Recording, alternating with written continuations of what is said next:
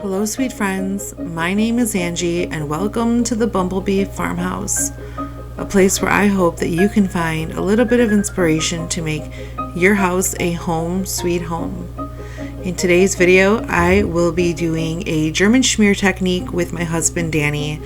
So if you're interested in doing this technique and you have a little bit of time, I'd love for you to hang out here at the Bumblebee Farmhouse where you are always welcome.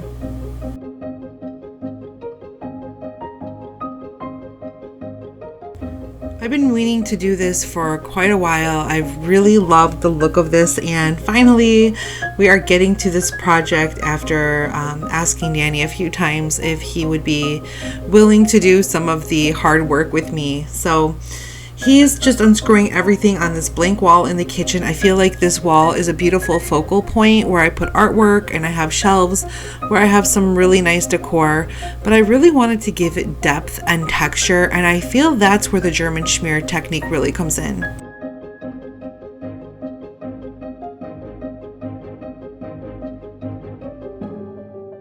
We've just removed the chair rail and the trim on the bottom of the wall, and we've measured up the wall, and now we're taking the brick paneling. This is faux brick paneling. You can get it at a lot of the hardware stores. I picked this up at Menards, and the style and color of this brick paneling was called, I believe, Carriage House. They had some different ones with more gray tones, different stone type if you don't want to do brick, but I love the look of the brick. I think it's timeless and classic. So we're just measuring everything out outside on the deck. We're lucky that we've had quite a few nice days this autumn season.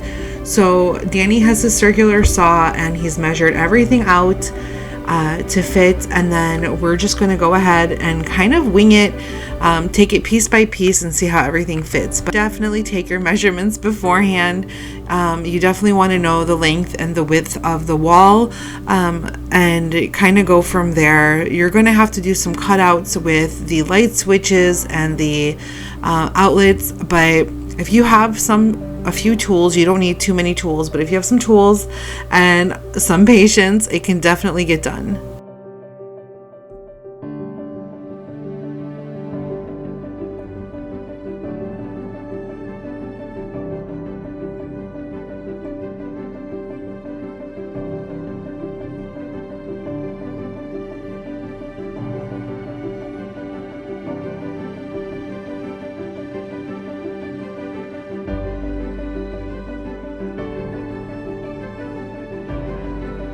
German Schmear is a kind of plastering technique.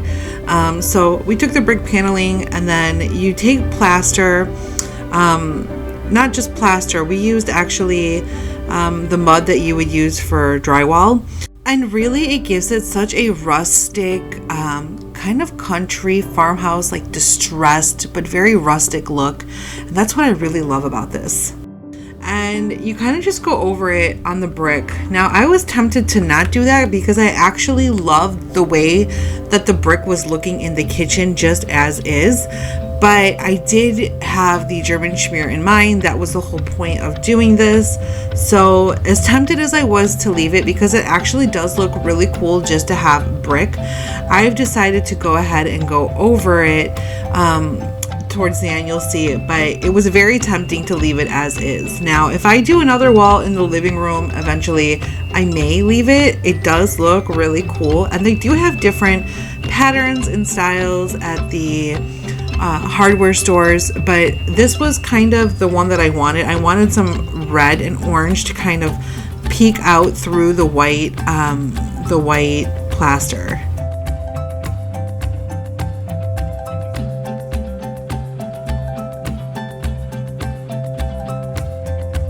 So we're just securing everything. Danny's got a nailer. So this is a nail gun that runs off of a compressor. That's what I wanted to say. And he's just using nail trim. So this is like the trim, the finishing nailer that he's using. Very fine little nails. We thought about gluing it, but if we ever decided to take this down, we didn't want the drywall to get super damaged with the glue. So we went against the glue, and we just decided to do the finishing trim nails on this, and it really held really nice.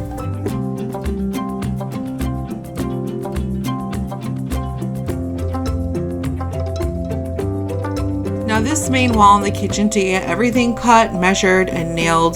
This took about 2.5 hours to do that between the two of us, just to kind of get the brick. Now with the finishing touches with the German Schmear and the polyacrylic, that's a different story. That took me about almost probably a couple hours. And then the polyacrylic needed to dry. But just this one main focal point wall, I would say start to finish, if you were to do the German Schmear in the one day, the technique, I think it would take about a day. Now we did have enough material from that one leftover piece to do a focal point in the foyer on one of the walls, so that's what we decided to do with the leftover material. I really didn't want to trash it because each sheet runs about, I think, $33 or $34, so I really didn't want the material to go to waste. I had plenty of material left over from the mudding, the plastering, so I said let's go ahead and do a focal point in the foyer. Now I do want to do a big wall in the living room eventually, but my hands are so tired. My carpal tunnel has really flared up from this project, and I think I just took on too much. Like, we literally got back from North Carolina, and then the next couple days, we started this project. It took a few days, and honestly, this killed my hands because I do have really bad carpal tunnel in my wrists from doing hair behind the chair for 17 years, a total of 23. I can't believe that, but this did not agree with my carpal tunnel, so I am resting my wrists as much as I can now, but I figured if we have the extra material, let's go ahead and use it.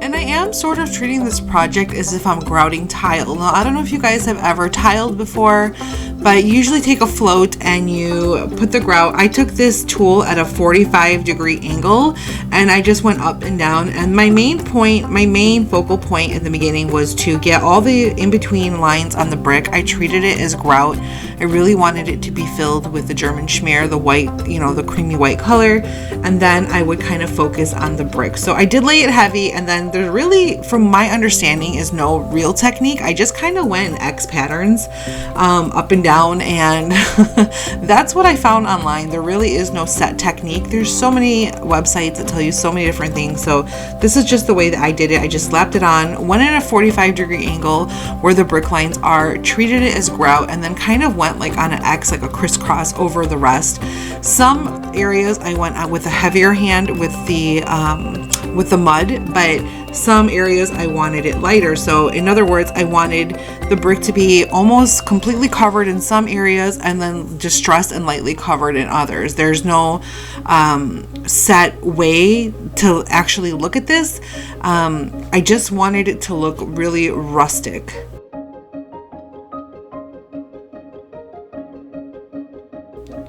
So all of the brick was treated with polyacrylic. I got like different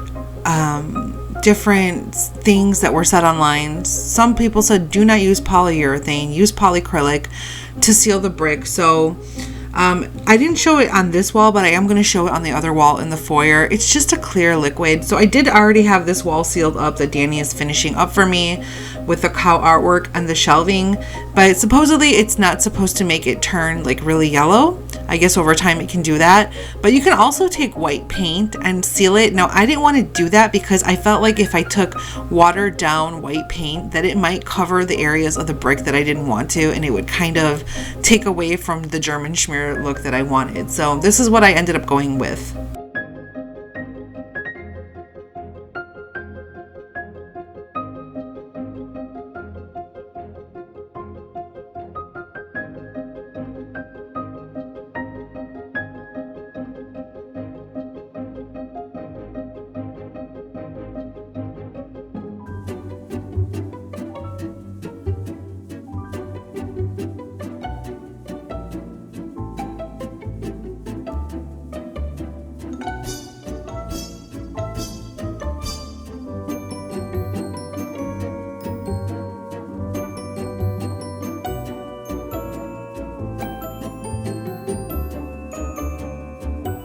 Now I am going to finish up the wall in the foyer. So again, we're going to mud this.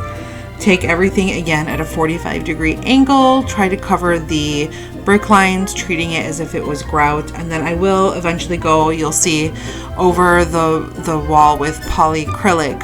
to seal it. Now when you use the polyacrylic, you probably want to crack open some windows. So I had to wait like 3 or 4 days after we did the German Schmear technique to go ahead and put polyacrylic on both of the walls. The polyacrylic does have a really very just strong odor, like chemical, and it, you know, you don't want to get sick. So it got really unseasonably warm this autumn for like 3 or 4 days, and I didn't want to crack open the windows and then have the house get super warm. So I just waited until we had a cool down. I was able to crack the windows, and then I went ahead. Otherwise, you are going to make yourself sick and give yourself a headache.